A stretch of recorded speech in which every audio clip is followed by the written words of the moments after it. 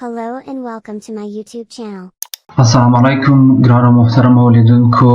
نن به د خپل ځان د معرفي کولو په اړه باندې همدا لنډ معلومات، هغه معلومات چې ستاسو سره هر وخت همدا پوهه ضرور وي چې خپل ځان څنګه بل چاته معرفي کړو او خپل هغه معلومات چې د ځان په اړه غواړو د نورو کسانو سره شریک کړو په صحیح ډول بیان کړو. نو همدا درس به ډیر هغه مهم معلومات تاسو در زده کړئ چې تاسو ورسره همیش په روزمره کارونو او ژوند کې مخامخ کیږئ. نو راځئ Sich Vorstellen. Sich Vorstellen معنا د خپل ځان معرفي کول. هلو یعنی سلام. هلو سلام. بیا باید خپل نوم نه شروع کړئ، همدارنګه به نور معلومات هم د ټکسټ کې ولولو. Mein Name ist Saddam und ich komme aus Afghanistan.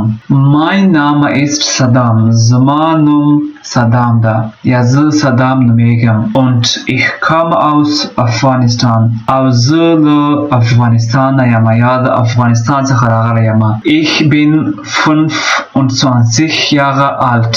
زه 25 کلن یم. Und lerne gerade Deutsch.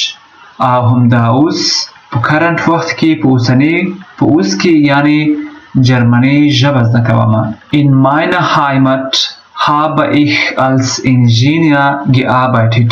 او زما په خپل ملک ما د یو انجینر په حیث باندې کار کاوه. Meine Hobbys sind Kochen. زما هغه د خوښې کارونه دی هغه آشپزي کول، فوټوګرافي یا هم عکسونه اخیستل. Und das Spielen von Schach. او د شاخ یا شطرنج لوبه کول یا شطرنج لوبول.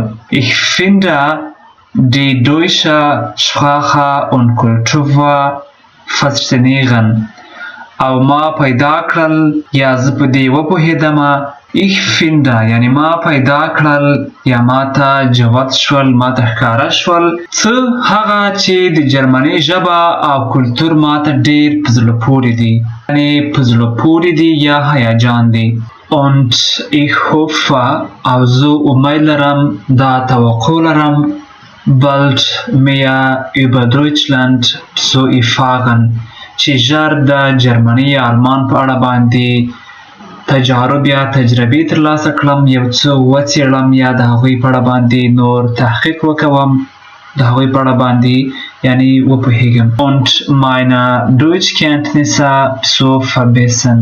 او زما د جرمني یا آلماني ژبې زده کړه یا پوهه بهتره کړم، غني کړم یا د جرمني د ژبې په اړه باندې نور زیات څه زده کړم. نو دا و د خپل ځان په اړه باندې هغه ضروري معلومات چې تاسو غواړئ مخاطب شخص ته د خپل ځان په اړه باندې ټول هغه معلومات په یو جامع او مختصر شکل سره وړاندې کړئ. دا به ستاسو سره مرسته وکوي تر څو د ځان په اړه باندې ښه معلومات ورکړئ او هغوی هم د تاسو نه اضافي او نورې پوښتنې ونه کړي. نو دا ښه طریقه ده. امید لرم چې دا به در سره ډېره مرسته وکوي. نو د همداسې نورو معلوماتو لپاره زموږ چینل سبسکرایب او د نورو درسونو لپاره منتظر اوسئ. تر بیا درس پورې ښې چارې علمو ماشه.